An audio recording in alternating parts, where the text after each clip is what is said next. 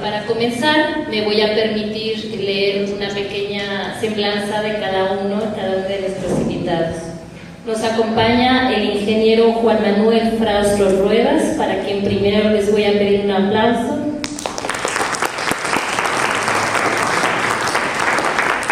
El ingeniero es consejero presidente del Instituto Electoral del Estado de Zacatecas. Realizó su preparación profesional en la Universidad Autónoma de Zacatecas, donde cursó la licenciatura en Ingeniería Química. Años más tarde realizó la maestría en Derecho Electoral. Inició su experiencia como docente de bachillerato en la Universidad Autónoma de Zacatecas en 1984. Ha sido vocal ejecutivo distrital de la Junta número 1 en Benito Juárez, Quintana Roo, vocal ejecutivo distrital de la Junta Distrital 3 de Zacatecas, vocal ejecutivo de la Junta Distrital número 4 en Guadalupe, Zacatecas. Nos acompaña también la jueza María del Carmen López Fabián, para quien también les voy a pedir un aplauso.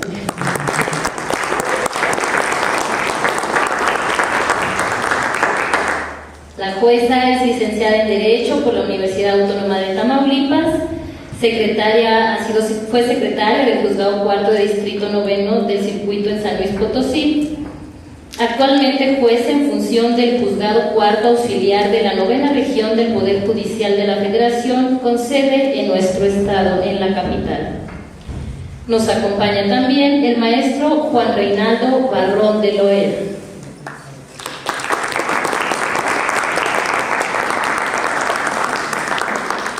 El maestro es licenciado en Derecho también por nuestra máxima casa de estudios, la Universidad Autónoma de Zacatecas, maestro en Docencia e Investigación Jurídica por la misma universidad, abogado litigante, maestro en Oratoria y Debate Político, como pudimos constatar ya hace un momento, miembro de la Sociedad Zacatecas de Debate, exdirector de Planeación Estratégica en el Ayuntamiento de Zacatecas en el periodo 2007-2010, y también, ya lo comentábamos, presidente de la Barra de Abogados de Zacatecas.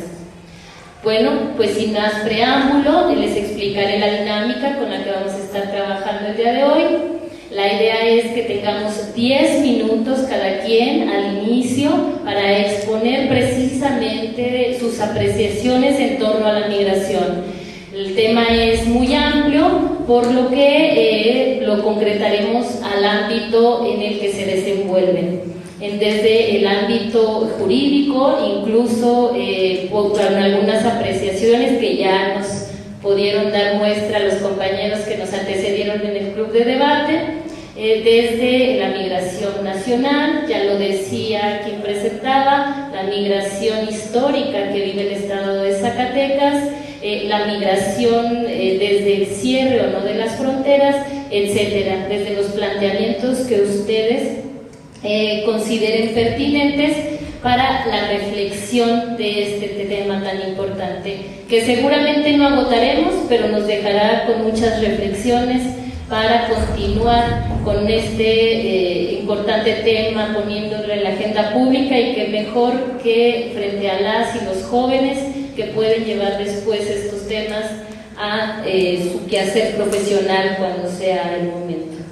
Después de estos 10 minutos tendremos una réplica pequeña o algunas apreciaciones en un lapso de 3 minutos para cada exponente, para por último concluir con algunas preguntas de nuestro apreciable público. Sin más preámbulo, iniciaríamos de izquierda a derecha con el maestro Frausto, a quien le cedo la palabra. Muchas gracias. Gracias por la presentación. Bueno, gracias a Said Alejandro Reyes Gallardo por la invitación, consejero juvenil del Estado de Zacatecas, para estar presente en este foro. Agradezco por la presencia también de la jueza Carmen López, de Juan Reinaldo, que ya nos conocemos de hace tiempo, experto en debates, ha ido a congresos internacionales de debate. Como decía Emilia, La migración es un factor, es un fenómeno multifactorial, ¿no? ¿Por qué multifactorial? Tiene causas diversas, ¿no? Puede ser incluso hasta voluntario, alguien puede migrar por propia voluntad, pero realmente son pocos. Realmente la migración se da por cuestiones de trabajo, de necesidad. La migración tiene también factores de tipo, ahora con el cambio climático, pues es evidente, ¿no?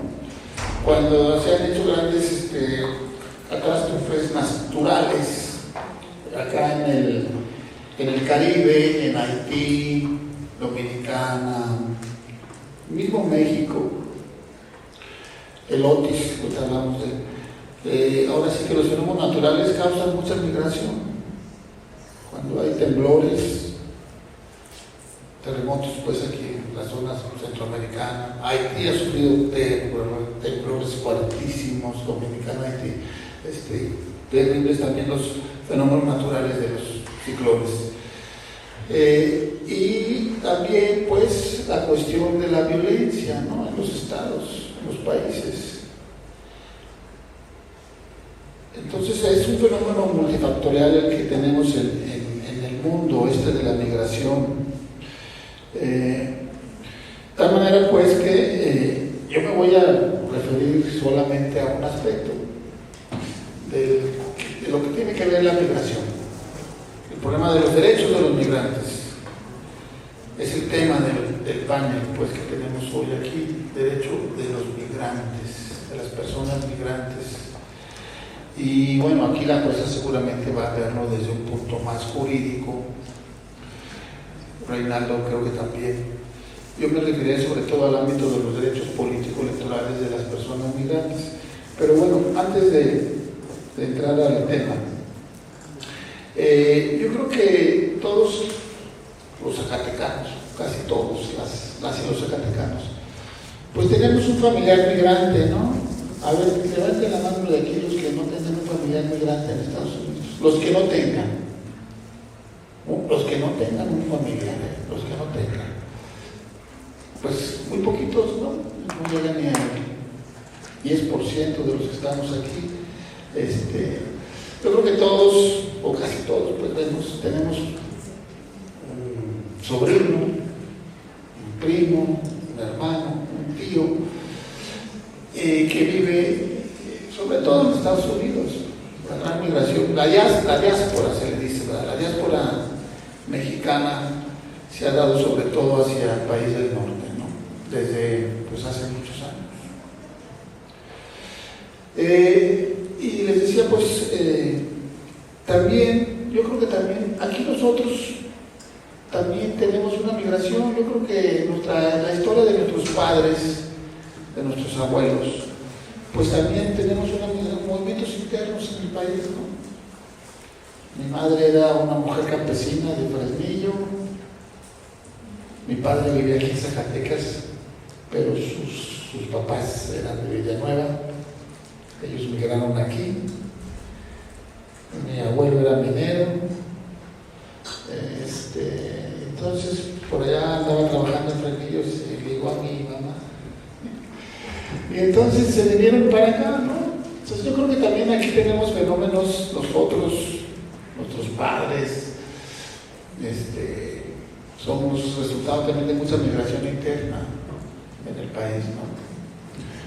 Zacatecas es un estado expulsor de personas, entonces lo vivimos a diario, pues, la migración. Ahora nuestro país pues se ha convertido en expulsor, somos un país expulsor, pero también receptor de migraciones. Ustedes saben que este fenómeno ahora es mundial, ¿no? Y la gran potencia del norte pues atrae es un polo de atracción para muchas personas, muchas nacionalidades del mundo.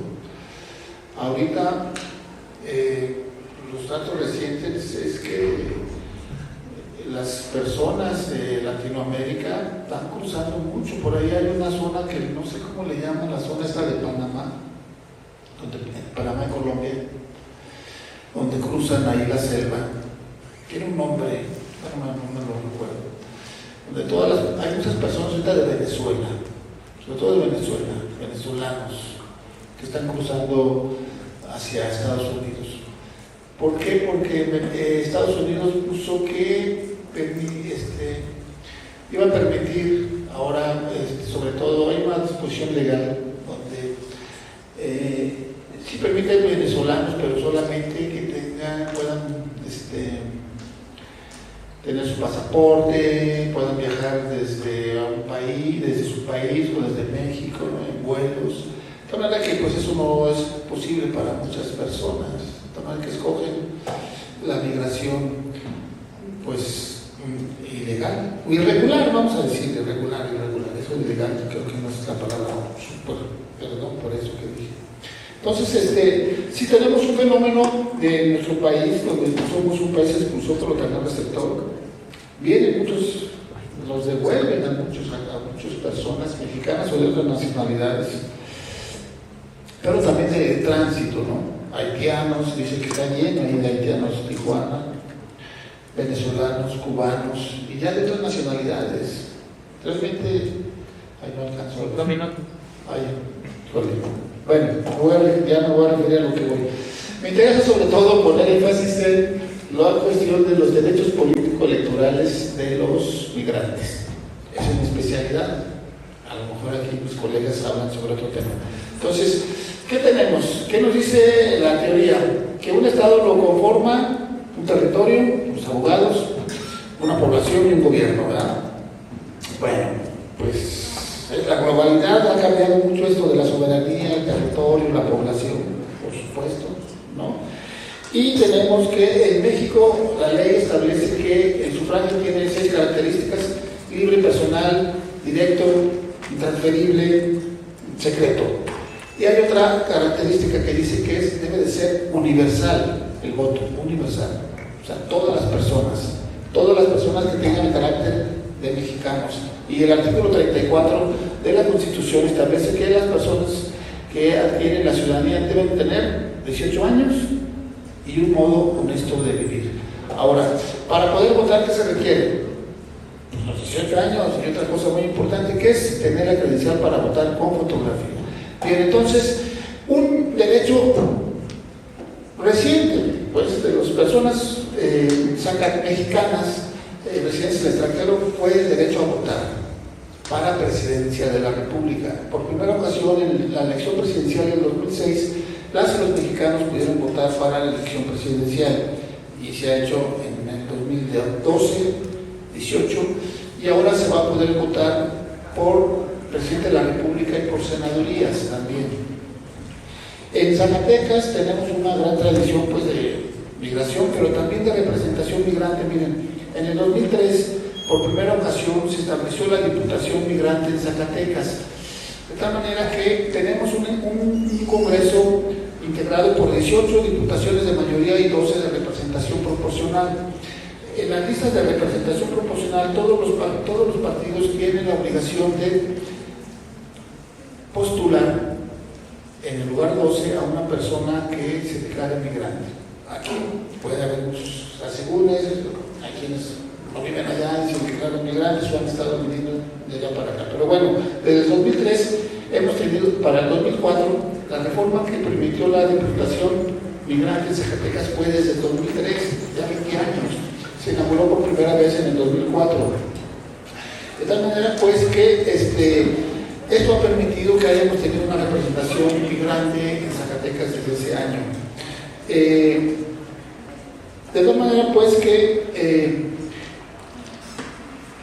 y luego después, ya después, se hicieron reformas a las constituciones locales para permitir el voto para gobernador de las personas migrantes, así como estaba la votación a nivel nacional desde el 2005 para presidente de la República. En varios estados se ha logrado que voten los ciudadanos de ese estado por gobernador, las personas migrantes, residentes en el extranjero, no migrantes, residentes en el extranjero. Entonces, Entonces, desde el 2016 se dio la primera oportunidad para que las y los zacatecanos residentes en el extranjero votaran por la gubernatura. De tal manera, pues, que si bien, pues, este derecho ha permitido, pues, que se vote, realmente ha sido poca la cobertura de votación. Se habla de que tenemos 11 millones de primera generación. Los primeros mexicanos que se fueron, ¿cuánto tengo? Un minuto. Híjole, un minuto. Bueno, ahorita le seguimos, ¿verdad? Entonces, esto es importante lo que les decía, pues, ¿no? Tenemos este derecho político electoral que, para el caso de la presidencia de la República, las y los zacatecanos residentes del extranjero podrán votar para esta elección presidencial por presidentes y senadurías.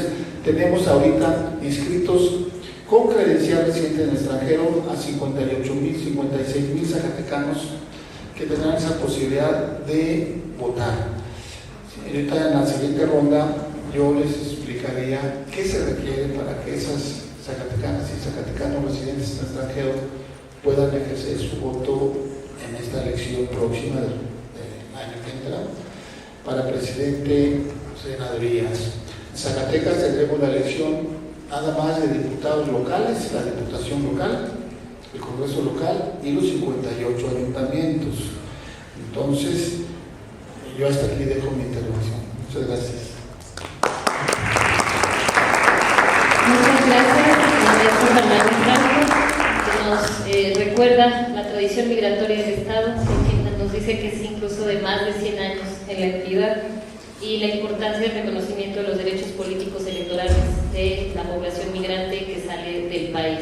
Sin duda, un tema muy importante, porque cuando la población sale del país, o al menos así ha sido históricamente, no siempre se reconocían estos derechos. Es una lucha de los migrantes, de las migrantes, que hoy por hoy ya votaron por primera vez en el 2006 y podemos hablar del cumplimiento del 34 constitucional.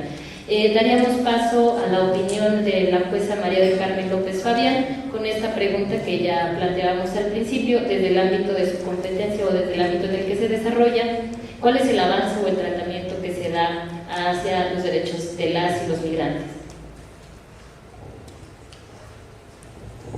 Buenas tardes. Bueno, antes que nada, muchas gracias por la invitación, Said. Estoy muy contenta de estar aquí. Están muy jóvenes todos, no sé si conozcan a un poeta que se llamó Jaime Sabines, chapaneco. Pues hace muchos años tengo un gusto por su poesía en particular. Me tocó ir a un evento donde estuvo él presente. Y hay una frase que se me quedó pues muy grabada, que constantemente recurro a ella ahora. Y él decía que a su edad, ya era bastante mayor que yo ahora, que a su edad la juventud únicamente la podía adquirir por ósmosis y que por eso se rodeaba de jóvenes. Entonces, pues gracias por la invitación, porque eso me permite adquirir juventud de ustedes y aprender de ustedes antes que venir a enseñarles algo.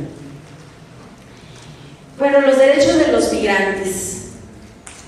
Cuando hablamos de migrantes, inmediatamente pensamos en personas que vienen de otro país.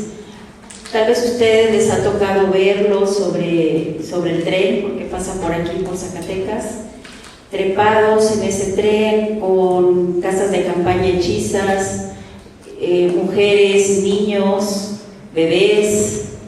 Muy probablemente les ha tocado verlos.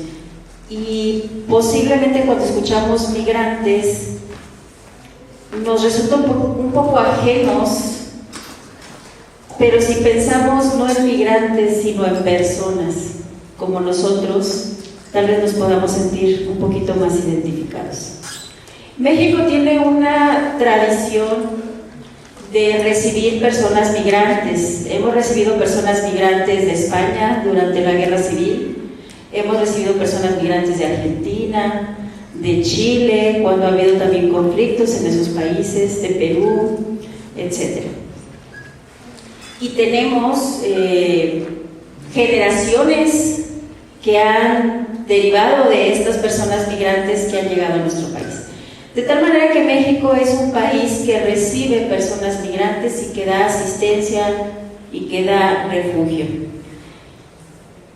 Podemos pensar qué tan desesperada puede estar una persona para irse de su país, abandonar su casa, su trabajo, incluso renunciar a su profesión, a sus estudios para migrar a otro país. ¿Qué enfrentan estas personas? Ya lo comentaba el licenciado, que enfrentan a la mejor persecución, inseguridad en sus países, circunstancias también de pocas oportunidades también económicas o de trabajo.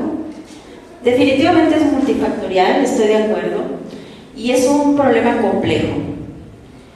Desde el punto de vista jurídico, nosotros tenemos un principio que incluso está en nuestra Constitución, artículo 1 constitucional, dice que todas las personas somos iguales ante la ley, que todas las personas gozamos de los derechos humanos que establece la Constitución y que por el simple hecho de estar en territorio nacional debemos gozar de estos derechos humanos, ¿sí? Bueno, pues uno de esos derechos humanos es el derecho a la dignidad humana. Y la dignidad humana, jóvenes, la dignidad humana no tiene fronteras. La dignidad humana nos corresponde a todas las personas por el simple hecho de ser personas, ¿sí? Ahora, si nosotros presumimos estar en un Estado democrático y constitucional de derecho, si decimos ser una sociedad moderna, pues inherente a esta sociedad moderna es proteger los derechos de todas las personas, y esto incluye a las personas migrantes. Entonces tenemos una obligación de construir una sociedad más igualitaria, una sociedad donde realmente se respeten los derechos. La Suprema Corte de Justicia de la Nación tuvo esta preocupación ya hace bastantes años y elaboró un protocolo de actuación para quienes imparten justicia a personas migrantes o a personas que estén sujetas a protección internacional. Este protocolo se emitió por primera vez en 2013. ¿Qué finalidad busca este protocolo? Bueno, pues primero ser una herramienta para las personas juzgadoras, como yo, para poder juzgar de manera efectiva, aplicando justicia igualitaria a estas personas, y nos sujeta a principios y derechos que se establecen ahí. Se elaboró tomando en consideración no nada más opiniones de juzgadores, sino también de catedráticos, de investigadores del derecho, activistas sociales. Se toma en consideración y recaba jurisprudencia tanto de nuestro país como internacional, casos que se han resuelto por la Corte Interamericana, nuestras leyes internas y también leyes internacionales. También toma en consideración algunas recomendaciones que hemos recibido de la Corte Interamericana de Derechos Humanos. De tal manera que el protocolo, pues jurídicamente es bastante completo, ¿no? Y una herramienta realmente eficaz que nos da un panorama amplio de toda esta problemática desde el punto de vista social y luego lo va aterrizando en el ámbito jurídico. Y nos da un esquema de derechos que tenemos que respetar de las personas migrantes cuando juzgamos sus casos. Pues bien, tenemos que entender que dentro de esta población migrante que pasa por nuestro país, que en ocasiones nada más va para llegar al país del norte, a Estados Unidos, pero muchos de ellos se quedan aquí o muchos de ellos permanecen por largos periodos aquí en nuestro país. En esta población migrante hay una interseccionalidad de derechos. ¿Conocen lo que es interseccionalidad de derechos? ¿Alguno de ustedes? ¿Qué es interseccionalidad de derechos? Bien, interseccionalidad de derechos es cuando, hablando de un grupo vulnerable como son los migrantes, porque hay una categoría sospechosa que es la nacionalidad, no nada más se involucra esta categoría sospechosa por la nacionalidad, sino que se involucra, por ejemplo, una categoría sospechosa de mujeres. de niños, de que posiblemente los migrantes sean personas indígenas o sean personas que tienen alguna discapacidad. Entonces hablamos de interseccionalidad de derechos cuando confluyen todas estas características en una persona que definitivamente los hacen más vulnerables a ser abusados, más vulnerables a ser estigmatizados y más vulnerables en el sentido de que no tienen acceso a gozar de los mismos derechos que otras personas por su especial situación, ¿sí? Bueno, es importante para que estas personas puedan ejercer estos derechos, primero que los conozcan ellas, pero también es importante que las autoridades los conozcamos para respetarlos, ¿sí? Y yo quisiera hablarles ahorita, así de por lo menos enunciarles cuáles son esos derechos. No sé si voy a tener una segunda oportunidad para enunciárselos o se los digo en este momento, ustedes me dicen. Tenemos todavía 2 minutos. 2 minutos, bueno, se los digo rápido. Uno de los principios fundamentales de las personas migrantes y que además, digamos, no son derechos privilegiados de ellos, son derechos de todos, pero es importante resaltar que ellos también tienen derecho a una igualdad y no discriminación. Ellos tienen derechos a ser tratados igual que cualquiera de nosotros. Por el simple hecho de estar en territorio mexicano, gozan de los mismos derechos que nosotros. Entonces tenemos que respetar esa igualdad, ese trato igualitario y a no discriminarlos, a no hacerlos menos, ¿sí? Otro derecho que ellos tienen es el derecho a una igualdad formal. ¿Qué implica la igualdad formal? Que ellos son iguales que cualquiera de nosotros ante la ley. Entonces a ellos se les tiene que aplicar la ley igual que a nosotros. No es que a ellos se les aplique la ley de una manera y a nosotras de otra por ser mexicanos. Tienen el mismo derecho. También esta igualdad formal implica que en las leyes no se puede hacer ninguna distinción discriminatoria. Es decir, sí podemos hacer distinciones, porque no toda distinción es discriminatoria. Hablamos de distinción discriminatoria cuando, estando en igualdad de circunstancias que nosotros, se les trata diferente. Entonces, en la ley, los legisladores no pueden establecer cláusulas, artículos, fracciones que les den un trato diferente a un mexicano cuando están en igualdad de circunstancias. Desde luego hay distinciones que están justificadas, ¿no? Pero debemos tener mucho cuidado que esa distinción no implique la restricción de un derecho humano y que por lo tanto sea discriminatoria, ¿sí?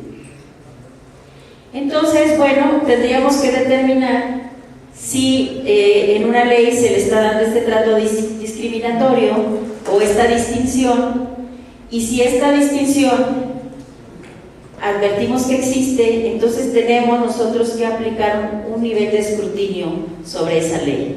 Este nivel de escrutinio puede ir desde estricto hasta ordinario, y una vez que determinamos el test, pues tenemos que seguirlo en sus diversas etapas, ¿sí?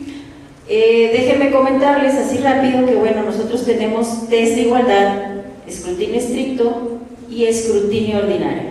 ¿Cuándo aplicamos un test de escrutinio estricto? Cuando está involucrada una categoría sospechosa, ¿sí?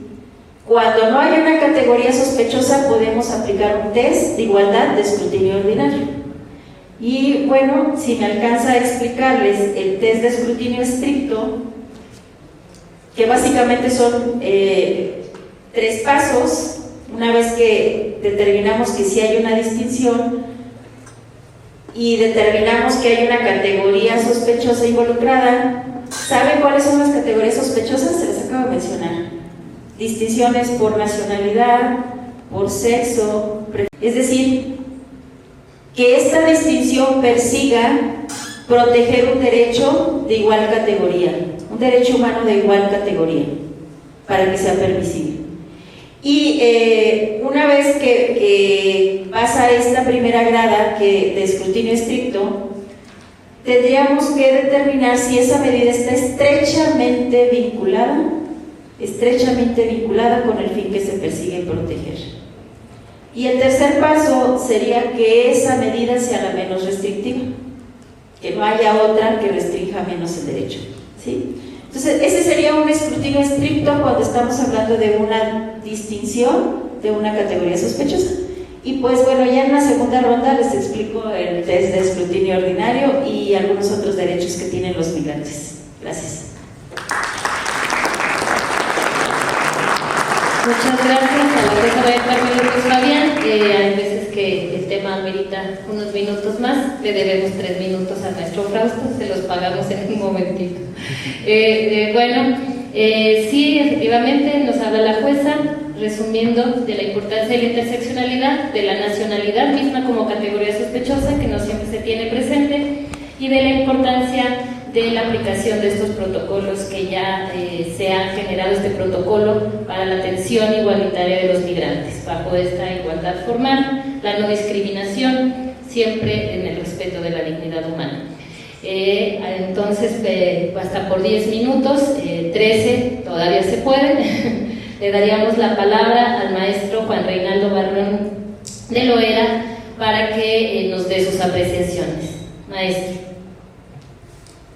El exiliado mira hacia atrás con añoranza para lamer sus heridas.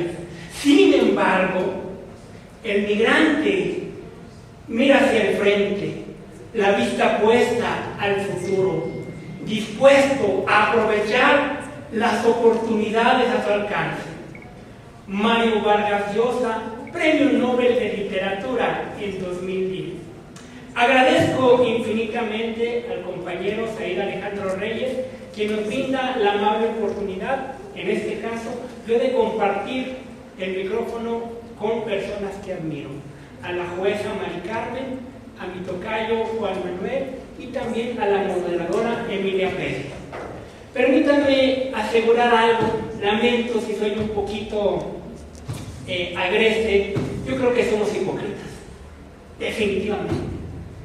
Nuestro pueblo forma parte de una riqueza cultural que fusionó hace aproximadamente 500 años dos culturas totalmente distintas y hasta cierto punto contradictorias. Estados Unidos también pudo haber tenido una riqueza cultural increíble. ¿Y qué pasó? Erradicaron a sus pueblos originarios. Es innegable. Decían por ahí, oye, no celebres Halloween. Dice, bueno, yo me imagino que el niño Dios pues ha de haber nacido en Tabasco. Somos parte de una riqueza cultural. En ese preciso sentido, me permito señalar que hay desafíos claros en materia de migración. Sobre todo la desigualdad. Dice el castizo refrán, nadie es profeta en su tierra. Pero entonces, ¿por qué a la gente que viene de otra tierra tiene un trato tan hostil? En ese sentido, la migración tiene no solamente un aspecto, como lo mencionaban mis compañeros, los anteriores oradores, no solamente multifactorial, sino también, considero yo, multidimensional.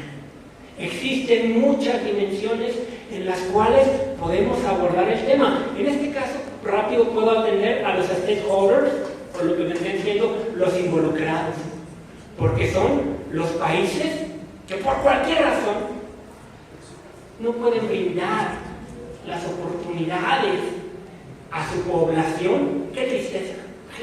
No le puedo yo brindar a mi población el acceso a servicios básicos, el acceso a la democracia, el acceso a la seguridad, a la protección civil, y eso crea esta migración también. Incluso hay otros factores externos totalmente, como pudiera ser una situación climática, un fenómeno natural, también puede crear migración.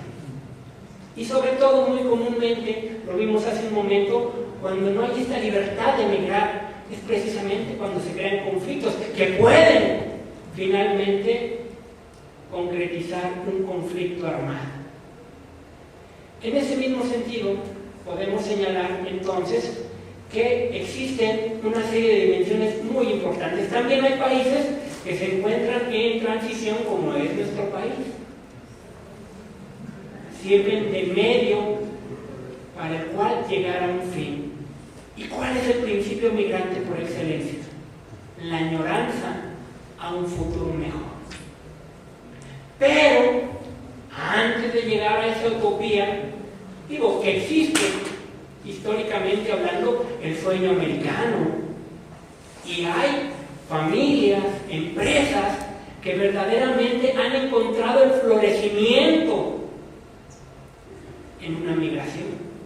También lo señalábamos, qué distinto es cuando celebramos en un encuentro de fútbol a extranjeros, pero cuando realizamos una carrera atlética, como nos quejamos que sea un keniano quien finalmente se lleve los premios. Por eso y por otros aspectos, yo creo que somos un poquito hipócritas. También un factor importante, tengo que mencionarlo, es el marco legal internacional.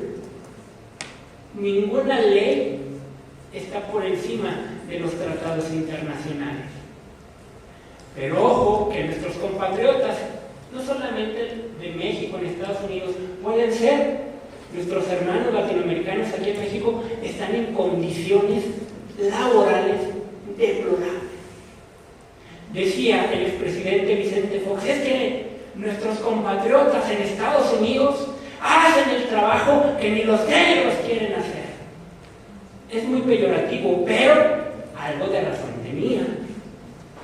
En ese sentido, señalamos que hay dificultades también en el proceso de integración, porque, bien lo mencionaban, los migrantes, además de aspectos económicos, también las decían, me quedé un poco con la participación de nuestros compañeros en el debate, no solamente es violencia, no solamente es conflicto, también es riqueza cultural. Hay alimentos, hay formas de ver la vida, hay formas de convivir que no pertenecen precisamente a nuestras propias fronteras. Y qué extraño también que la frontera sea una construcción totalmente cultural, totalmente política. Es que ninguna flor, ningún animal, ningún ser tiene nacionalidad. Esa es una categoría que el ser humano con su raciocinio le ha entregado a ciertos conceptos, pero en esta tierra de Dios no somos extranjeros de ningún pueblo. ¿Cuál es entonces entender la problemática del marco legal? Dicen las naciones, ¿son tuyos, son míos? ¿De quién son los migrantes? Y como dice la teoría del derecho, los problemas ciudadanos, ¿a quién le pertenecen? A su propia ciudadanía. ¿Dónde está aquí el problema? E insisto que somos un poquito hipócritas cuando no brindamos la ayuda humanitaria, porque yo me permito encasillar el problema migrante en un eje rector muy importante, más allá de legal. Que de legal puedo señalar que existen tratados internacionales, que existen convenciones, que existen declaraciones, pero a final de cuentas, si le negamos los mínimos servicios humanitarios, yo creo que estamos cayendo en una contradicción puramente filosófica y humana. Estamos negando nuestra propia naturaleza. Las políticas migratorias dependen de legisladores y por eso vimos ese debate, bueno, quien alcanzó a verlo, y era, por un lado se encuentra una óptica que es los derechos humanos, pero por otro lado está la óptica de la seguridad y de la protección. Dicen por ahí algunos políticos, no sé qué hacer con mis propios ciudadanos y cuanto menos voy a saber hacer con lo que hacer con los que están afuera. Me permito señalar también que la Las crisis humanitarias, las dificultades en el proceso de integración forman parte de unas conductas proteccionistas, de unos mercados cerrados, de creer, me van a quitar las oportunidades. Y es cierto, hay ocasiones en las que los migrantes y gente de afuera puede florecer, pero podemos verlo desde el punto de vista de que nos facilitan una visión de cómo nosotros hacer las cosas. No solamente es el robo, bienaventurados quien sin tenerlo lo desarrolla. Por eso creo firmemente que debemos dar paso a una cultura en la cual existe la integración migrante, porque es un fenómeno que existe antes que nosotros, que va a existir después de nosotros y que es inconmensurable. ¿Cómo vamos a negar que otras personas puedan extender su presencia, su calidad de vida en otro contexto distinto al que provienen? Y utilizo mis últimos 20 segundos para mencionar que sí existen restricciones contra los inmigrantes. Votar, ser votados, tener injerencia en la política nacional y también, en algunas ocasiones, adquirir patrimonio nacional, por ejemplo, en explotación minera o también en espacios de bahía, por ejemplo.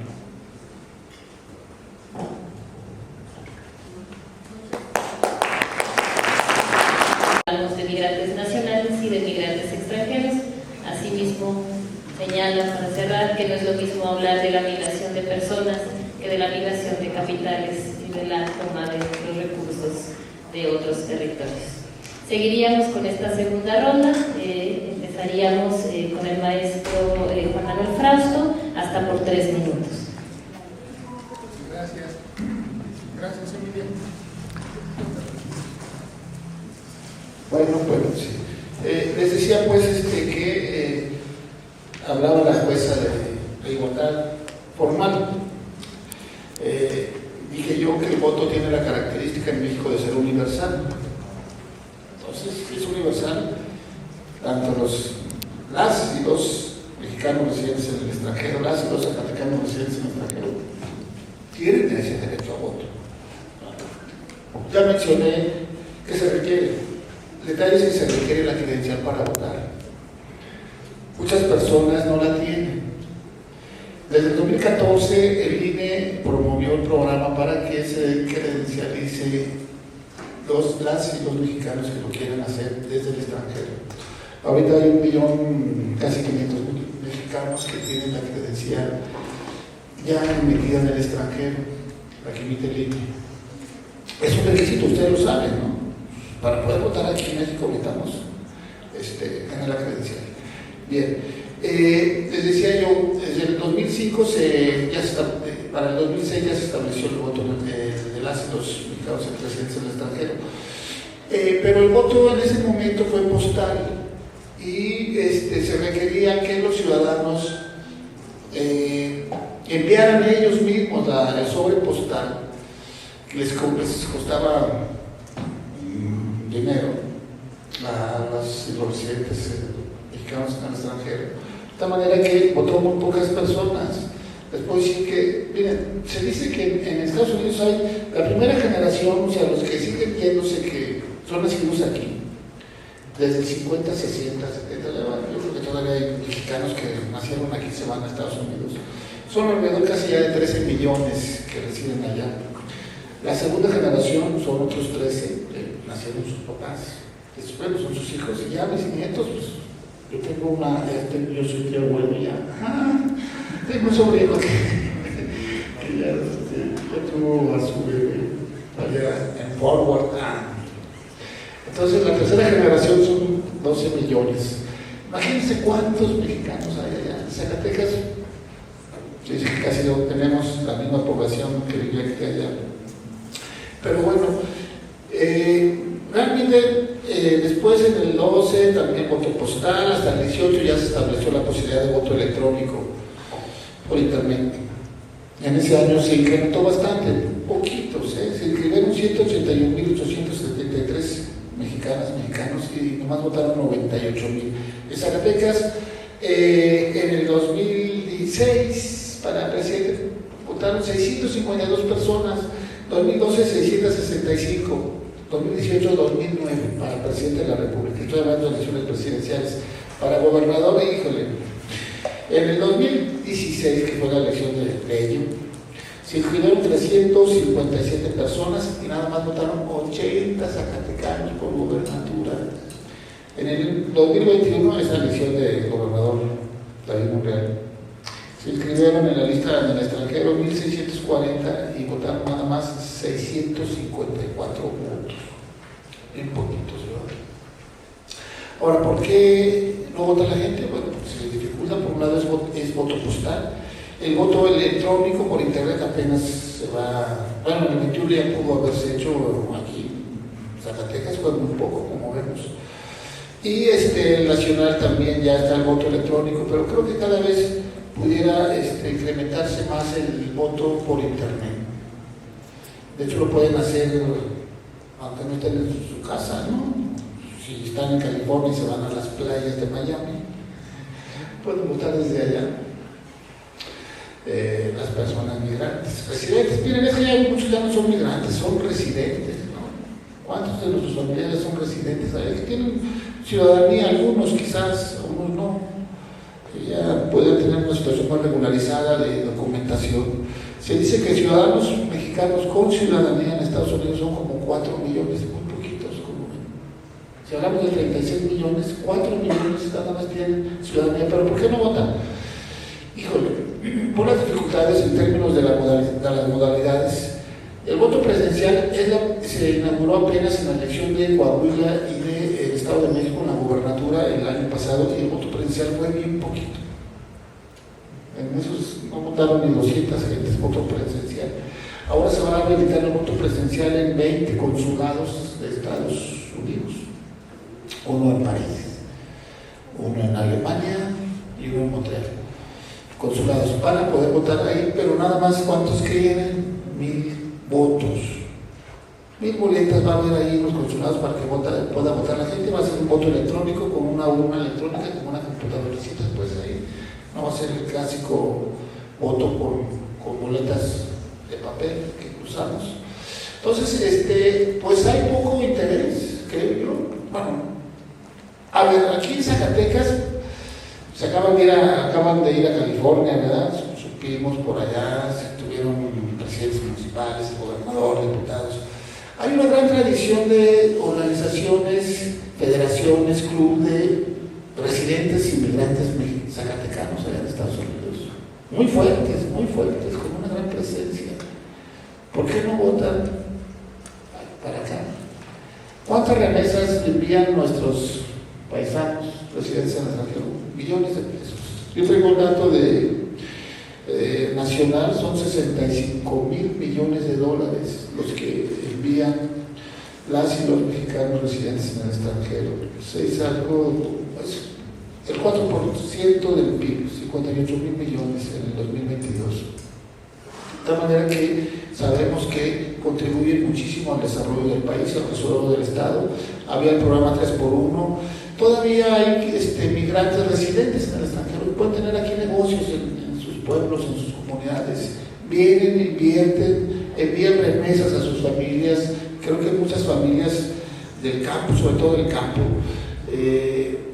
viven gracias a las remesas que envían nuestros paisanos, nuestros compatriotas residentes del extranjero. De tal manera que, pues, la primera generación pues tiene mucho arraigo acá con el país. Imagínense sus hijos, los hijos de sus hijos, ya tienen poco arraigo.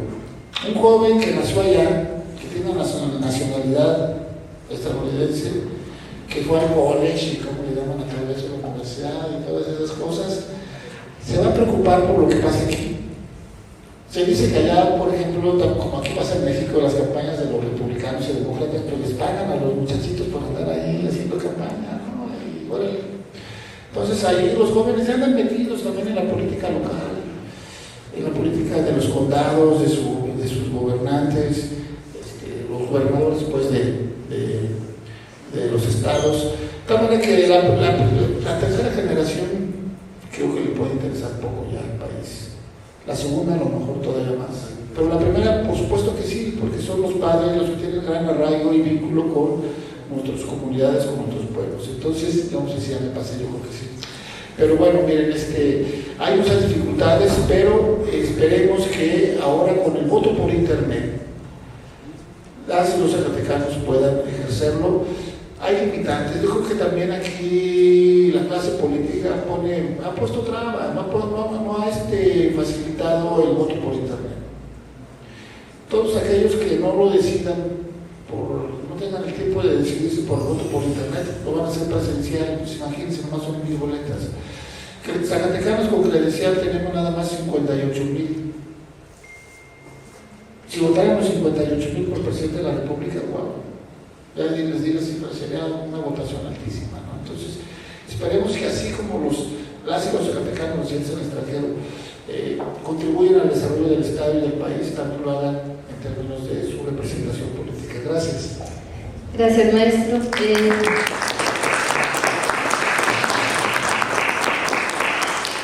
Otros zacatecas en Estados Unidos nos comparte el maestro Flausto. Veremos cómo viene la elección. Maestra María del Carmen López Fabián, si nos pudiera continuar con sus apreciaciones. Gracias. Retomaría lo que nos acaba de decir aquí el maestro.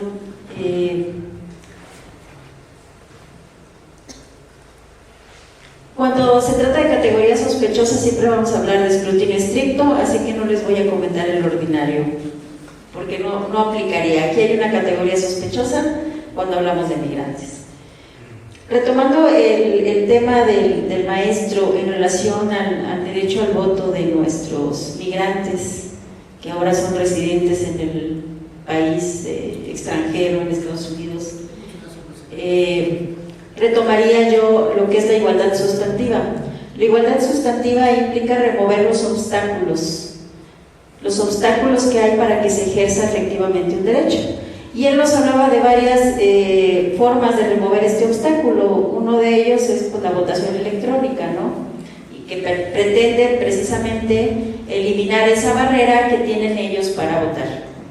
Y que al final pues es un derecho que tienen reconocido porque el voto es universal, como también nos lo comentaba.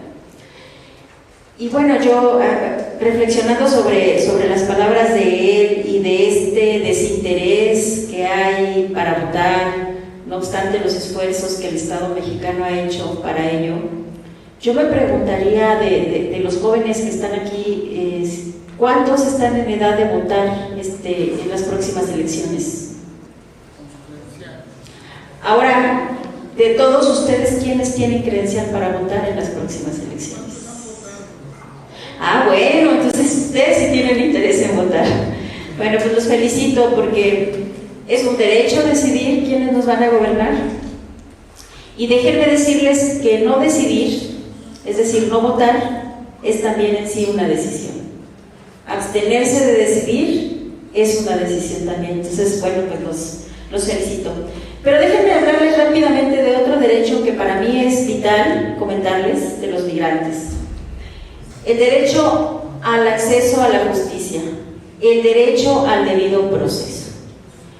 Los migrantes tienen derecho, como nosotros, a acceder a una justicia, a acceder a un tribunal que resuelva sus conflictos, que resuelva su situación migratoria, que resuelva su petición de asilo o de refugiado o de reconocimiento de una persona que viene huyendo de una situación específica de su país y que tiene el interés de residir en el nuestro de manera legal.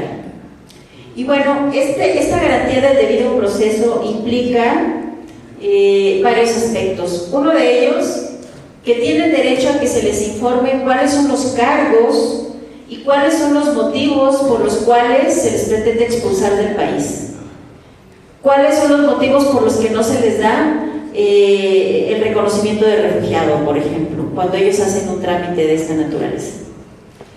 Tienen derecho a que con base en esta exposición o en esta información ellos puedan alegar en contra de estos motivos por los cuales no se les da la calidad de refugiados, ¿sí?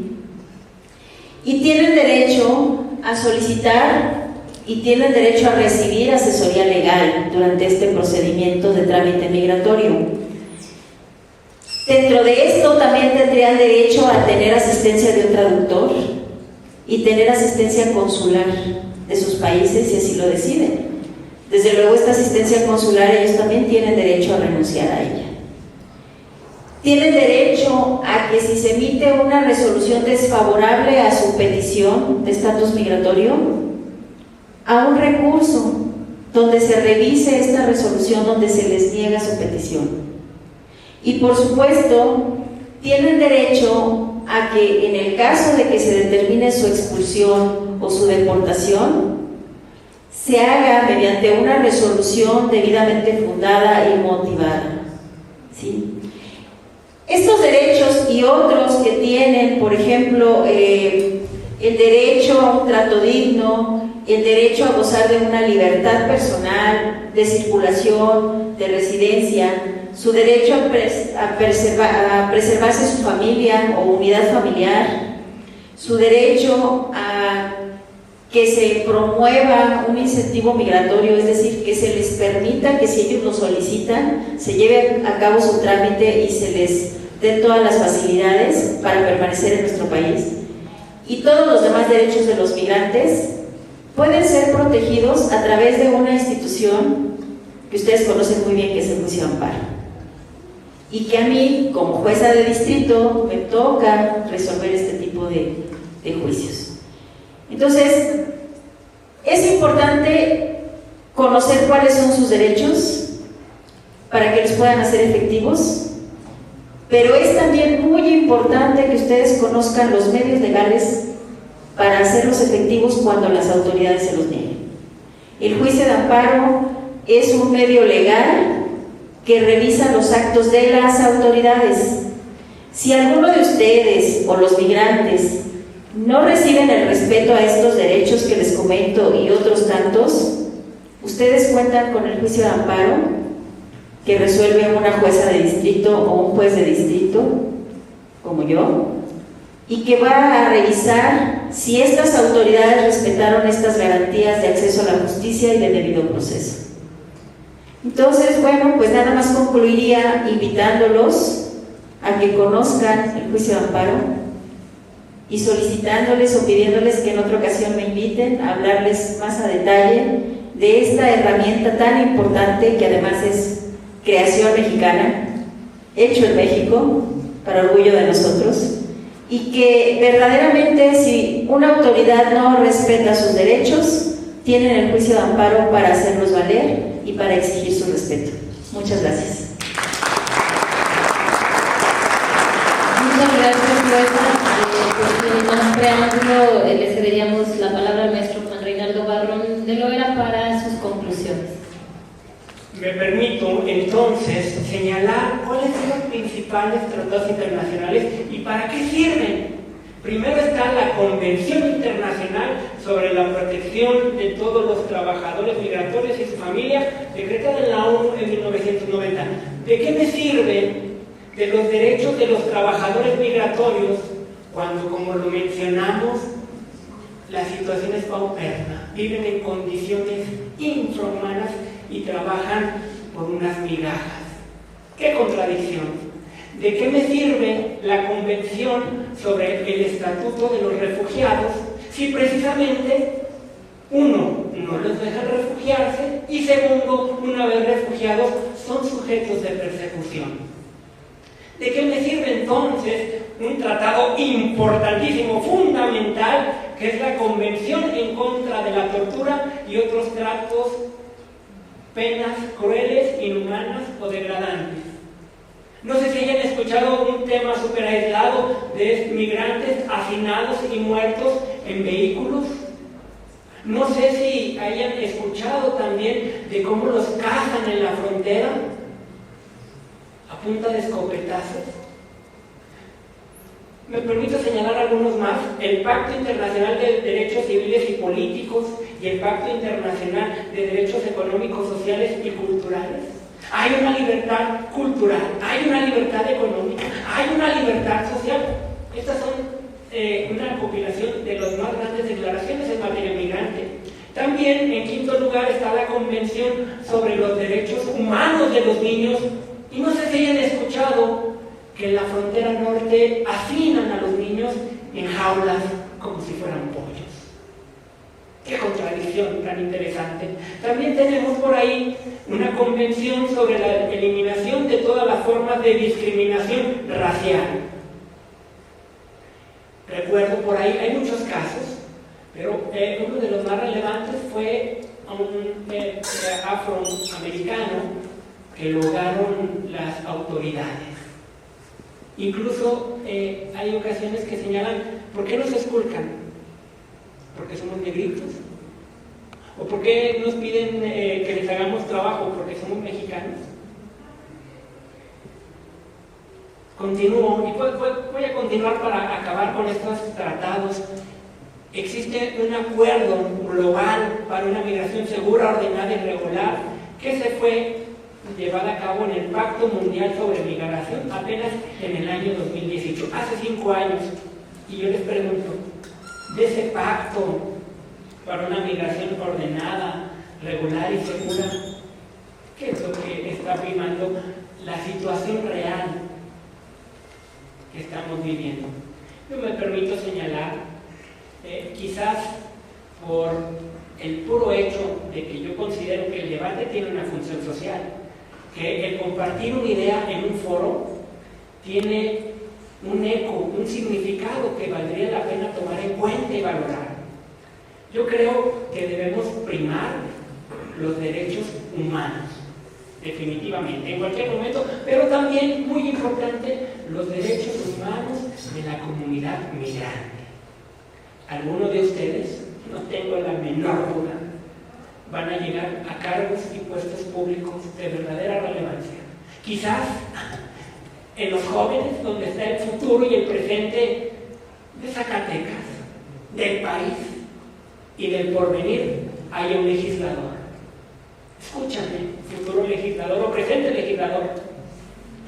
Tienes que desarrollar políticas públicas, políticas migratorias, en medida de tus posibilidades, que ayuden a resolver esta problemática multifactorial y multidimensional. Es necesario también hablar de que existen una serie de desafíos que ni siquiera la cooperación internacional ha permitido resolver. Pero como docente tengo una ilusión que espero me acompañe hasta el último de mis días, y es que a través de la educación, del diálogo, podemos llegar a la sensibilización. Ojalá que no mantengamos esa cara que yo he mencionado, que somos hipócritas, y podamos tener nosotros mismos un rostro verdaderamente humano. Por ejemplo, no nos vayamos más allá. Tu Instituto Nacional o Estatal, en este caso, de Migración, está solicitando una colecta de ropa que ya no utilices. Porque hay gente que viene migrando y que ahora sí no trae más que lo que trae puesto. Ojalá y haya esa sensibilización, esa educación que nos permita desprendernos un poquito de lo mucho que tenemos. Y también me permito señalar que es necesario, oportuno y óptimo buscar precisamente una sociedad civil empática con la problemática migrante. Yo creo que el simple hecho de estar aquí señalando esta situación ya forma parte de la solución, pero como el discurso lo señala, no solamente se trata de hablar, ojalá y podamos cristalizar en alguna acción sencilla, porque en la práctica, en el debate hablamos un poquito de religión, porque son precisamente las ONG religiosas las que más dan la cara por el aspecto migrante, digo, sin menoscabar las organizaciones gubernamentales y altos organismos internacionales, pero verdaderamente yo he visto cómo finalmente son los sacerdotes los que dan la cara y muchas veces la vida por esta problemática, que no es problemática, ha estado en nuestra propia naturaleza desde los comienzos más primigenios del hombre antiguo, desde los primeros seres humanos que pasaron el estrecho de Gibraltar para actualmente colonizar lo que nosotros conocemos como América. Yo sé, finalmente, termino, que aquí hay jóvenes con una nueva visión sobre la problemática y saber que no se trata solamente de denunciarla, analizarla, sino formar parte de la solución que finalmente nos sabrá dar a todos un mejor porvenir para nosotros, para nuestras familias, para nuestros hijos y, de ser posible, también para aquellos migrantes que son también nuestra propia sociedad.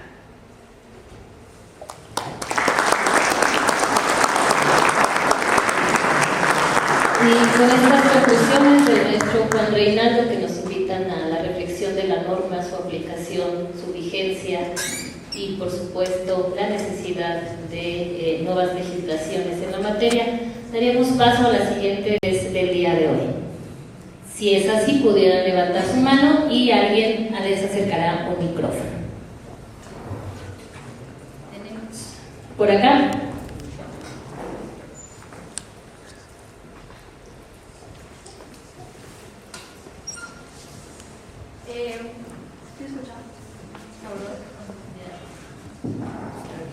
Bueno, primero que nada, buenas noches, muy interesante todos los que nos plantean. Igual y esta pregunta es un poco controversial. Un fenómeno que se ha escuchado mucho es acerca de la gentrificación. Me gustaría saber cuál es su opinión acerca de este término y si existen legislaciones que ya regulen este fenómeno. Gentrificación. Allá atrás hay otra pregunta. Están obligados a preguntar.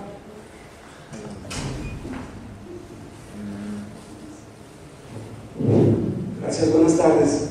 Esta pregunta se la hago directamente al maestro Fausto para preguntarle qué opinión le merece, maestro, la posibilidad de desaparecer la credencial del INE, como se ha escuchado por ahí.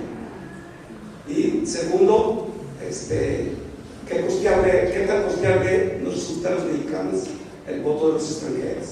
¿Es cuánto? ¿Alguien más? Acá a la derecha. ¿Puede levantar su mano, por favor, nuevamente?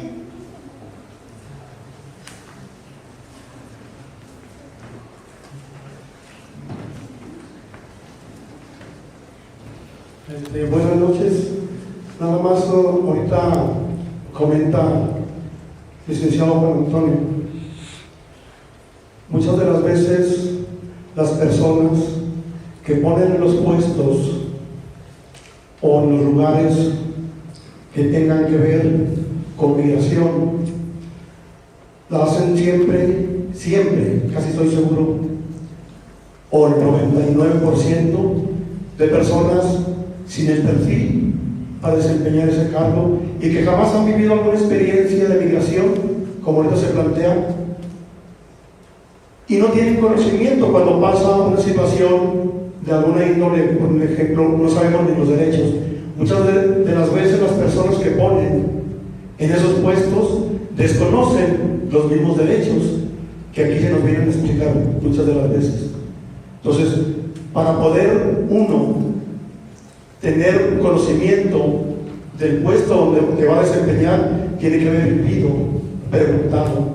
Yo lo digo porque yo tengo muchas experiencias de migración, cómo no hemos sido tratados, y por voluntad a veces, como dicen, no va la política religiosa a veces meter la religión, pero soy un creyente yo y que me ha salvado muchas de las veces creer o tener una fe, una confianza en Dios, que me ha salvado de todas estas situaciones en las fronteras. Por el río he pasado muchas veces a Estados Unidos por diferentes fronteras desde el 1987.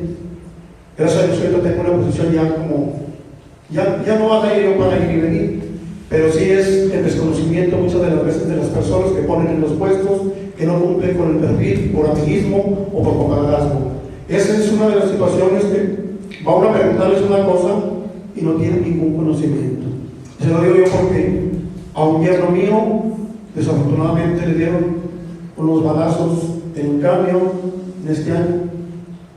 Queríamos pedir el asilo político, vamos al Instituto de Migración de Zacatecas, no sabían darnos información absolutamente de nada. Entonces el muchacho, por gracias a Dios, ahí anda bien, pero son personas que ponen con desconocimiento.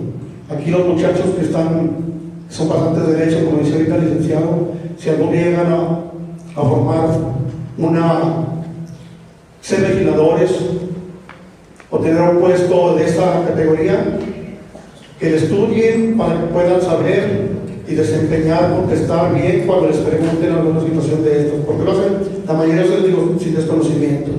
Es todo, gracias. Está bien para esta primera ronda que puedan responder estas. Desaparecer la credencial. A lo mejor no tiene mucho caso con el tema, pero decirles esta idea de que se pueda votar con otra forma, la cédula de identidad ciudadana. No la tenemos en México. La credencial para votar prácticamente es nuestra cédula de identidad ciudadana, ¿sí o no? Nos la piden por todos lados, nos sirve para identificarnos a todos. Pero su nombre es credencial para votar. En otros países sí existe la cédula de identidad ciudadana, en Estados Unidos, en Europa es muy común ese tipo de cosas. El detalle es que esta parte del Registro Nacional de Población ha habido iniciativas para crear esa cédula de identidad ciudadana o de identidad mexicana, porque no solo ciudadana, y los niños y las niñas, ¿verdad? ¿Cómo se les identifica como mexicanas y mexicanos? Bueno, tienen su acta de nacimiento, pero no tienen una credencial, ¿verdad? O algún documento que identifique a los menores de edad de 18 años, pues, como mexicanas o mexicanos. Es un problema que tenemos en el país y que mientras exista la credencial para votar, va a estar complicadísimo, que por muchos esfuerzos, por lo que decía el compañero, ahora trae la iniciativa del gobierno federal de que la CUR pudiera sustituir a la credencial para votar.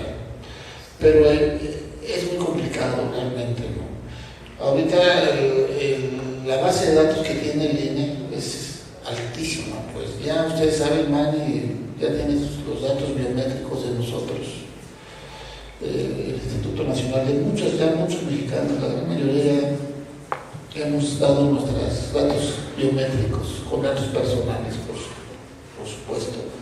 Pero yo veo muy complicado esta parte de que pueda sustituirse algún otro documento por la credencial para votar. Y además implicaría un costo enormísimo para el Estado mexicano, que no tiene el recurso ahorita para hacerlo. Por supuesto que no tiene el recurso. Ha habido iniciativas desde hace varios sexenios, hace más de 20 años, que han querido sustituir la credencial para votar, pero esto no se ha podido hacer. Lo del voto, lo del costo de la promoción del voto en el extranjero, pues sí, creo que el INE en las elecciones presidenciales cada 6 años pues establece una comisión, establece toda una estrategia para promover el voto de las y los mexicanos en el extranjero. Y bueno, creo que ha aprendido mucho el INE en este tipo de cosas. También los órganos locales, los institutos locales que promovemos el voto de las y los zacatecanos para la elección de gubernatura. Por supuesto que he avanzado mucho en la experiencia. Creo que nos han faltado tiros de precisión en los términos de comunicarse. ¿Dónde están, por ejemplo, las y los zacatecanos? ¿Hacia dónde está enfocada la pregunta? Si hablamos de desplazamientos en zonas urbanas, por cuestión de que la zona esté muy bonita y haya clases con cierto poder adquisitivo que quieran desplazar a estas personas, pues bueno, el derecho de la propiedad definitivamente está regulado en la ley, ¿no? Pero en relación a esto, ¿cómo hacemos efectivos esos derechos, no? Hay planes de desarrollo municipal que tienen que cumplir con ciertos requisitos. Bueno, pues estos requisitos son o pueden ser revisados a través del juicio de amparo. ¿Sí? Sería un mecanismo para lograr revisar si está bien la autorización que se dio para construir un determinado fraccionamiento. Pero además también la propiedad puede ser tutelada a través del juicio de amparo. En lo individual pueden ir a reclamar si se está violando este derecho de propiedad. Si se trata de un desplazamiento, por ejemplo, de un pueblo indígena o de un pueblo originario, que sería más apropiada esta palabra, pues también tendríamos que ir a través del juicio de amparo a revisar este derecho de ellos por cuestiones culturales, por cuestiones de precisamente que son los pueblos originarios que están viviendo en estos territorios y que no pueden ser desplazados nada más por un grupo que tiene un cierto poder adquisitivo o un interés económico para desarrollar un fraccionamiento ahí. También podemos hablar de esto cuando se trata de desplazamientos de ejidatarios, de comuneros o de jornaleros. Y definitivamente también el juicio de amparo sería un medio para tutelar este derecho. ¿Qué les quiero dejar muy preciso? Tenemos derechos. Ahí están en nuestra Constitución y están en nuestras leyes. Pero es muy importante hacerlos valer. Y tenemos también medios legales para hacerlos valer. ¿Que está regulado? Sí está regulado, pero puede estar regulado muy bonito, un plan de desarrollo municipal, donde se autoriza construir o donde no. Pero si no se hace efectivo ese derecho, si no se obliga a la autoridad a cumplir con esas políticas públicas, pues no importa que esté regulado. Lo importante es hacerlo efectivo, lo importante es revisar ese acto de autoridad. Y definitivamente el juicio de amparo es ese medio. Ese es el medio. Entonces, les repito, no basta conocer nuestros derechos, sino también conocer cómo podemos hacer respetar esos derechos. Gracias. Gracias. Reinaldo, que damos el uso de la voz. Seré breve. El tema de la gentrificación toca una de mis áreas de especialidad, que es en materia inmobiliaria. Normalmente la legislación va por atrás del fenómeno.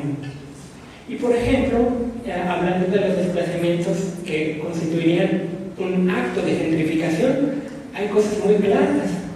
Recordarán ustedes que el honorable hotel Mesón de Jovito antes era una vecindad. Yo tengo casos también, por ejemplo, donde doña Cuca es una dama de edad que vive sola en el primer cuadro del centro histórico y ella solita tiene 1.200 metros cuadrados de su vivienda. ¿Qué pasa también en materia de gentrificación, espero yo, económica? Planteaba la compañera, hay casas que fueron de los padres o de los abuelos, entonces pues estos ya fallecieron y se encuentran los herederos en un juicio sucesorio intestamentario no hay tanto problema, intestamentario, y no hay a quien brindarle precisamente esa vivienda. Entonces, ¿qué hacen? Bueno, pues vamos a venderla o vamos a sacarle una utilidad. Entonces el mercado ahí crea un interesante efecto en el cual lugares donde antiguamente era casa-habitación se convierte en unos centros de lucro por motivos de ocupación, como lo podría ser los Airbnb. Entonces, en ese sentido, sí hay una legislación, pero como lo digo, en la práctica es difícil precisamente controvertir esos efectos que son propiamente del mercado y de intereses económicos. También por ahí, bueno, pues el Hotel Quinta Real era una plaza de toros, y de la plaza de toros, una vecindad, incluso antes también, de una vecindad de una plaza de toros a un hotel de superlujo, pues no está tan difícil encontrar ahí el sentido de donde tenemos un efecto en el presente que en el pasado no se hubiera señalado. Y lo último, con respecto al perfil de las autoridades, no deseo mencionarlo por una tercera ocasión, pero es que también somos un poco hipócritas en esa situación. Existe, y no quiero decir un diálogo desgastado que lo he escuchado en las mañanas todos los días, pero existe, sí, una corrupción. ¿Por qué? Porque debería de ser la persona ideal en el puesto. Yo recuerdo un presidente de todos o COVID-19. Yo pienso, muchachos, querido auditorio, que debemos ser verdaderos especialistas y quizás así podamos generar resultados reales y comprobables, que la transparencia, la rendición de cuentas y sobre todo la ética profesional, nuestros ejes rectores. Agradezco mucho su amable atención y su presencia en este maravilloso evento.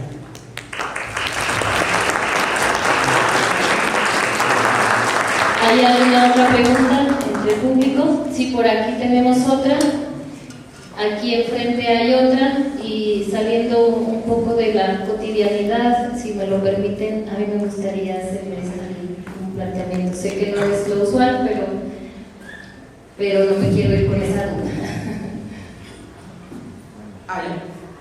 Bueno, mi pregunta es para la jueza cuarto, la licenciada María del Carmen, a quien además saludo. Bueno, son varias preguntas. La primera es, ¿cree usted que los artículos 9 y 33 de la Constitución, en los que dice que, bueno, regula la libertad de asociación mientras esta sea pacífica, cuando dice que los extranjeros no pueden hacerlo en materia política, y que además cuando regula el artículo 33, especialmente a los extranjeros, dice que estos no pueden inmiscuirse en materia política también? ¿Cree usted que, de acuerdo a la convencionalidad que rige el juicio de amparo, que es contradictoria a nuestra legislación interna a los tratados internacionales suscritos por el Estado mexicano? Y además quería preguntarle si, en cuestión, bueno, como sabemos, la suplencia de la queja pues, es una institución que ayuda pues, a personas en una situación vulnerable como pueden ser los trabajadores y como lo son los indígenas o los migrantes. No sé si la suplencia de queja podría operar eso en su caso. Gracias. ¿Cómo te llamas, perdón? Manuel. ¿Mario? Manuel, muchas gracias por tu pregunta. Me parecen planteamientos muy interesantes y pues me da mucho gusto que los hagas porque quiere decir que tienes interés en estos temas. Mira, te voy a contestar la segunda pregunta. En cuanto a la suplencia de la queja, la ley de amparo establece casos específicos en los que opera, ¿sí? En favor de los trabajadores, en favor de los menores, en favor de las personas que están sujetas a un procedimiento penal, en materia penal, etc. Pero hay un rubro específico para personas vulnerables, para personas que por su especial situación en el orden jurídico estén en una situación como de desventaja. Entonces ahí pues entran todos. Será cuestión de que el juez de distrito que tenga el asunto pues analice el caso concreto y si advierte esta desventaja operaría la suplencia de la queja. Hablemos, por ejemplo, hay una suplencia de la queja cuando una persona está en situación de vulnerabilidad por la edad, que además es una categoría sospechosa. Si es una persona adulta mayor y que además no tiene recursos económicos, tiene una discapacidad, toda esta interseccionalidad de derechos pues nos va apuntando a una suplencia de la queja. Y una de de estas categorías sospechosas, pues definitivamente es que se trata de personas indígenas, ¿sí? No sé si fui clara o amplié un poquito más el tema, pero bueno. Si me invitan a hablar sobre juicio de amparo, les explicaría esto con más detalle. En cuanto a tu primera pregunta, en relación a lo que establece la Constitución como una restricción para extranjeros en materia de asociación política o para participación activa en nuestras elecciones, fíjate que en relación a tratados internacionales, México puede decidir, no obstante que los firme, tener restricciones, ¿sí? Restricciones constitucionales. Por ejemplo, una restricción constitucional en materia del trabajo es que los policías no tienen estabilidad laboral. Si ellos son destituidos, no tienen derecho a ser reinstalados. Y esto, bueno, obedece a una restricción constitucional por la cuestión de confianza, que si se pierde, la naturaleza del trabajo y demás, ¿no? Y hay otro tipo de restricciones constitucionales en la Constitución. Por otra parte, como les comentaba, no toda distinción de trato en la ley implica una discriminación.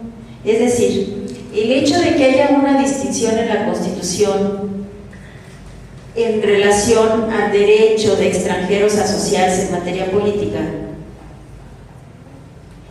con relación a los nacionales o a nosotros como mexicanos, no implica necesariamente una discriminación en relación a ellos, en coartarles un derecho que nosotros sí tenemos, siempre y cuando esa distinción tenga una justificación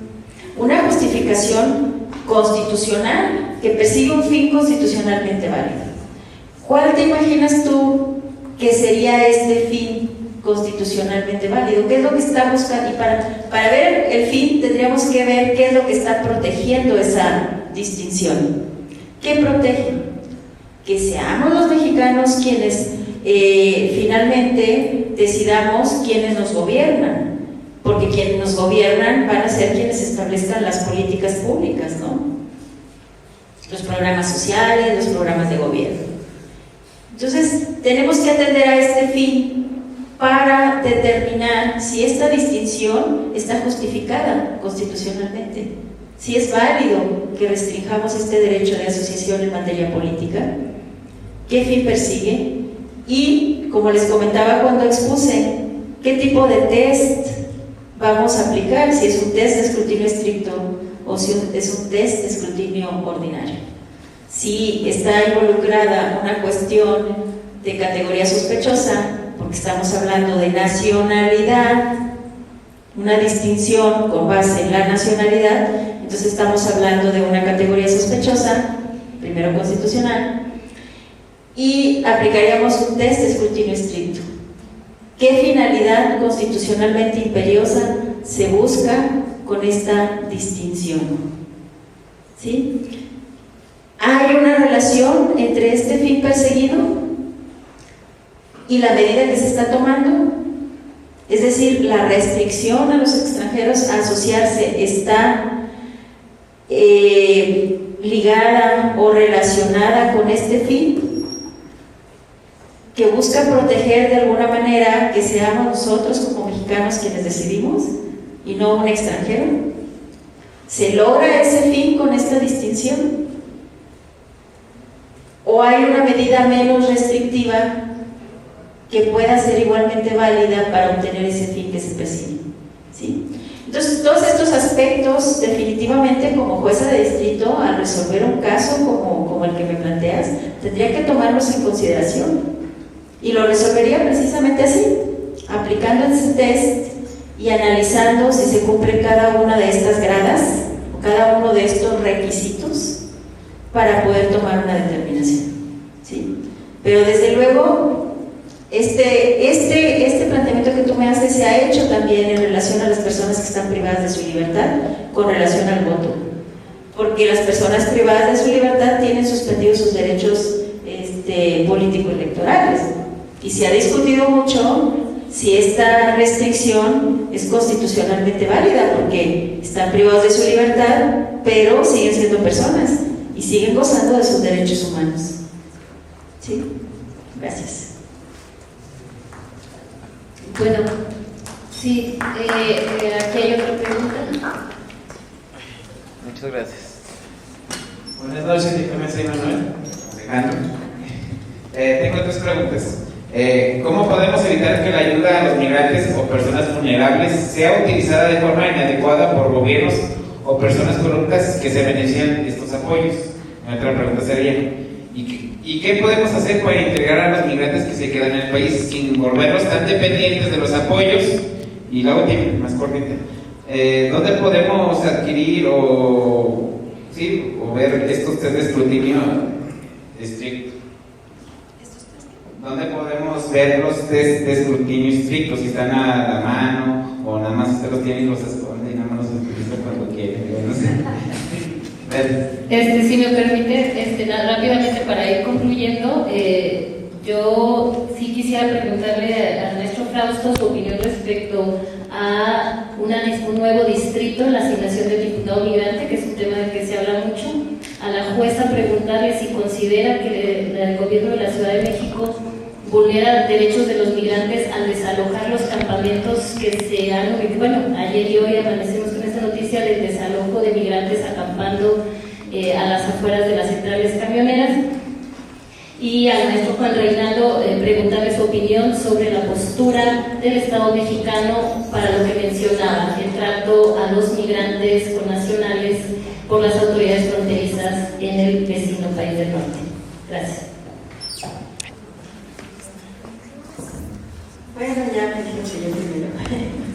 En relación a tu pregunta, bueno, es que aquí está involucrada una cuestión de política pública, ¿no? La cuestión no es desalojarlos, sino ver dónde se reubican a las personas, ¿no? Sino ver qué política pública se puede emplear para darles y respetarles sus derechos, por ejemplo, de acceso a la salud, porque ellos siguen gozando de ese derecho. ¿Cómo les vamos a garantizar su derecho a la vivienda, su derecho a servicios públicos como derecho al agua, derecho a servicios básicos como el drenaje, etcétera? ¿Cómo se puede, definitivamente si nada más desalojas a una persona, pero no le respetas todos estos derechos, se los estás violando?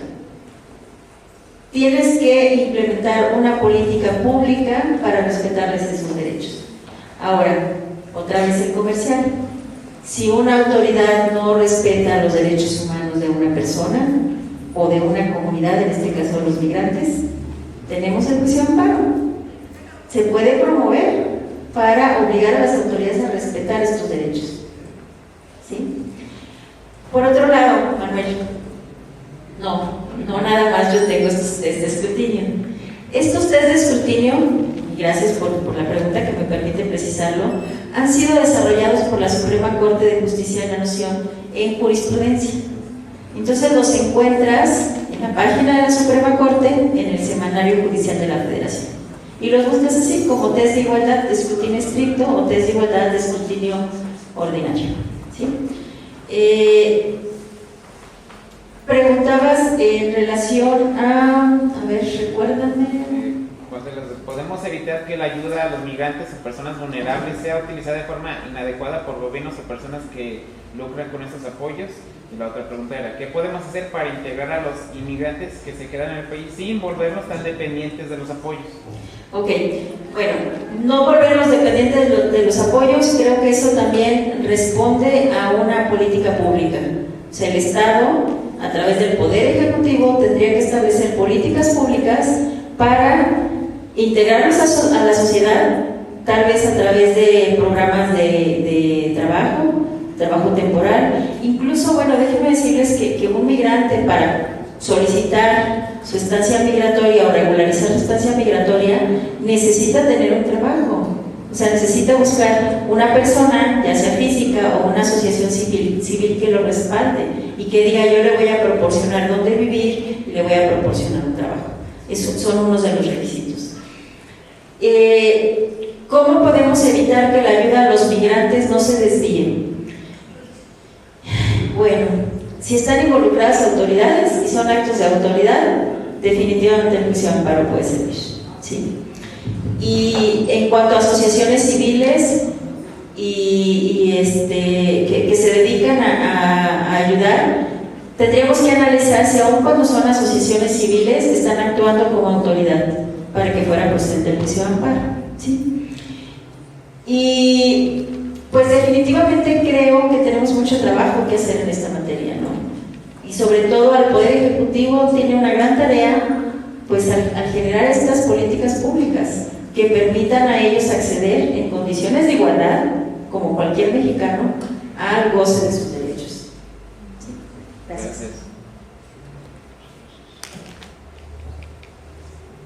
Bien, bueno, con respecto a la pregunta de Emilia, se ha presentado una iniciativa aquí en el Congreso local de crear 2 distritos en Estados Unidos.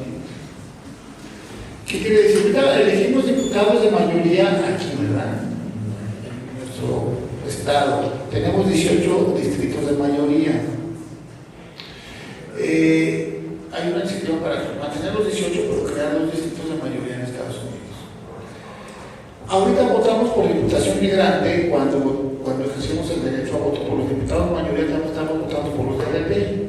Ya les mencioné que los partidos o las coaliciones, bueno, los partidos, aquí las coaliciones no entran, los partidos tienen la obligación de postular en el 12º lugar de la lista de DLP a una figura de diputación migrante.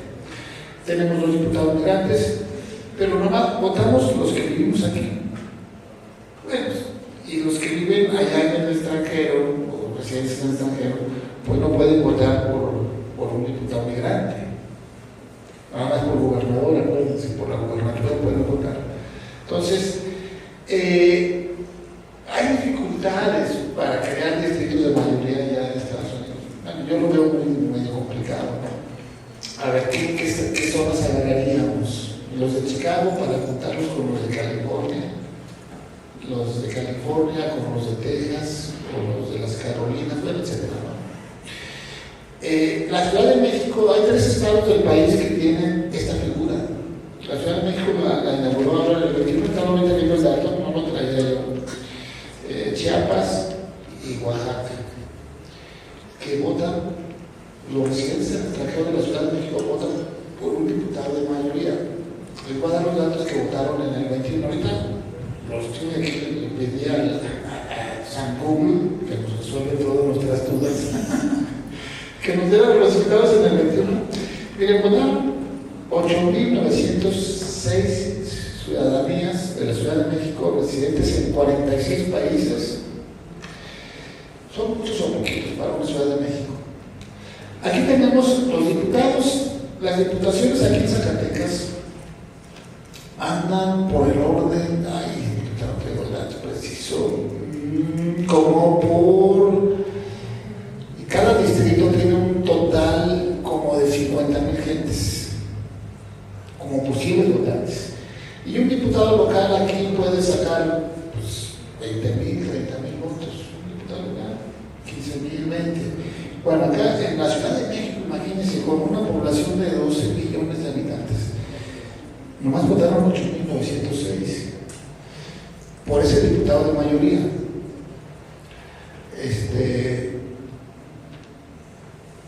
Tiene mucha representatividad, no sé, lo dejo sobre la mesa, ¿no?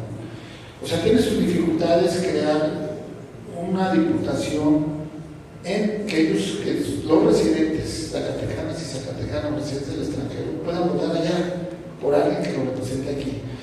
¿Qué pasa con esta diputación de mayoría aquí en Zacatecas? Les digo, a veces los diputados migrantes van y vienen, muchos tienen una gran trayectoria, otros no tanto. Yo no voy a criticar para no elegir susceptibilidades a nuestras representaciones migrantes, pero creo que lo deben de fortalecer más. Pero, por ejemplo, el diputado de mayoría de la Ciudad de México, pues él vive allá. Es una persona que vive allá. ella reside. Él dice, bueno, pues yo quisiera estar en las sesiones del Congreso de la Ciudad de México desde allá, pero la ley no lo permite. ¿Por qué no se queja mucho de eso? El diputado migrante de la Ciudad de México, que ganó pues la mayoría, dice, tengo que estar allá en la Ciudad de México para poder asistir. Las sesiones son presenciales. La ley orgánica del Poder de la Ciudad de México, de la Cámara de Diputados, no permite que él se pueda conectar de manera presencial. Pues bueno, tengo que venir. Hasta esa dificultad tiene, por ejemplo, ahorita él como diputado migrante de mayoría en la Ciudad de México. Entonces, creo que es una fórmula que se puede explorar. Habrá que ver cómo garantizamos una efectiva representación. En las dificultades, pues, por lo pronto, miren, la legislación se acaba de hacer el año pasado. Cada 10 años se modifica la distribución de mayoría. Tendría que ser hasta dentro de 10 años esta posibilidad. Gracias, Emilia, por tu pregunta. Y así ya rápidamente una disculpa, me dicen que ya estamos con el tiempo de los trabajadores, maestro, para concluir y dar paso a sus conclusiones en 2 minutos y ya concluimos. Estimado foro y también estimada maestra Emilia Pesci, yo creo que la postura migratoria de nuestro país obedece a una serie de limitantes que se dan en la práctica, más en la teoría. ¿Qué clase de limitantes estamos hablando? Primero, una limitación obvia, que es la limitación de recursos, tanto recursos económicos, tanto recursos legislativos, tanto recursos humanos, para poder brindar otro tipo de postura respecto a la situación migratoria.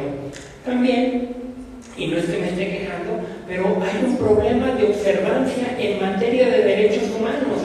Entonces, no se le puede brindar protección a movimientos LGBT, no se le puede a cabalidad. Claro que hay políticas que promueven precisamente su protección a niños, ancianos y sobre todo a migrantes. Pero si no puede darse en condiciones, no solamente no migrantes, cuanto y menos en la comunidad migrante. Hay un problema de observancia en materia de derechos humanos. ¿Cuál es otro limitante también que no permite que México tenga una postura más adecuada, más promotora de los derechos humanos? Y es el clima de inseguridad y el clima de violencia. Si a todo lo anterior, a cualquier problemática, le aumentamos ese catalizador que es la violencia, es menos probable aún que se pueda tener una política migratoria más humana. También existen 2 tipos de migración: la migración irregular, antes llamada ilegal, y la migración regular. La migración regular pues es muy sencilla de sobrellevar a comparación de la ilegal. En este caso estamos hablando que la migración irregular se está desbordando. Entonces es ahí cuando vienen estas políticas restrictivas, que si fuera migración regular sería un poco más sencillo. También se necesita promover la participación y la cooperación internacional, que también ellos tuvieran una principal injerencia, pero en la práctica solamente brindan disposiciones. Pero oye, ¿y el cumplimiento?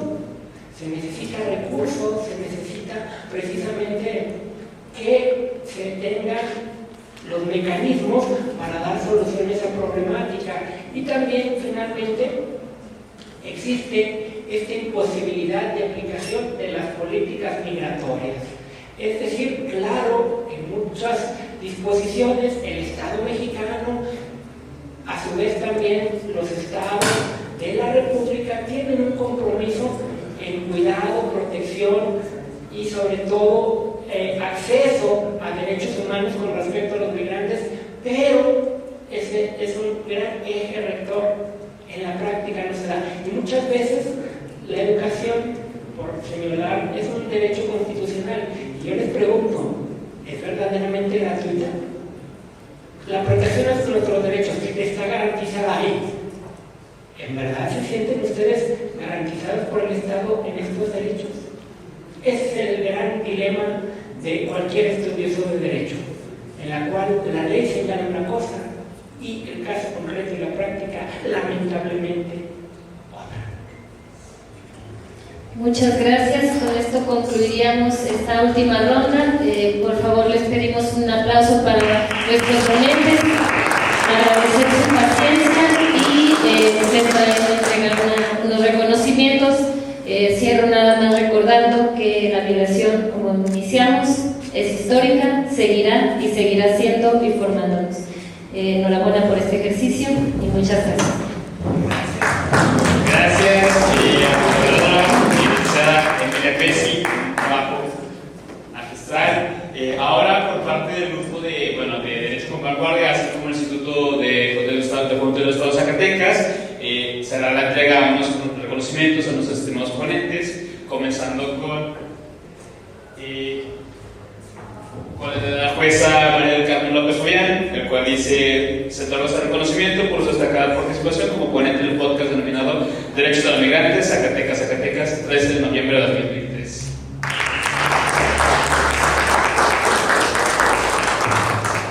El ingeniero Juan Manuel Frausto Ruedas también se le entrega su reconocimiento por su participación como ponente en el podcast Derechos de los Migrantes.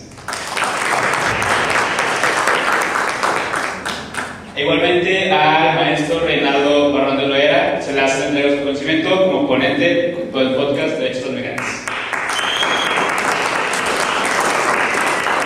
Y pues, realmente no menos importante, y gracias a la licenciada Emilia Pérez Martínez, se le otorga su reconocimiento como moderadora dentro del podcast Derechos de los Migrantes del 13 de noviembre de 2023.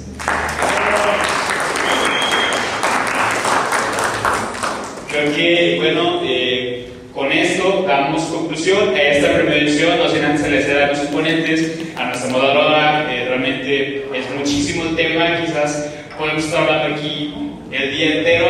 Desafortunadamente pues no, el tiempo pues, es limitado, pero realmente lo importante es que ha habido participación en nuestro público, también muchos chicos, no solo chicos, también personas del público en general, que realmente agradezco sus preguntas muy entretenidas, que realmente hubo atención a este podcast. Gracias por la confianza, pues ahora sí, a los organizadores. Realmente es un poco difícil hacer nuestros eventos, pero pues esperamos volvernos a ver en otra ocasión y agradeciendo de nuevo su participación.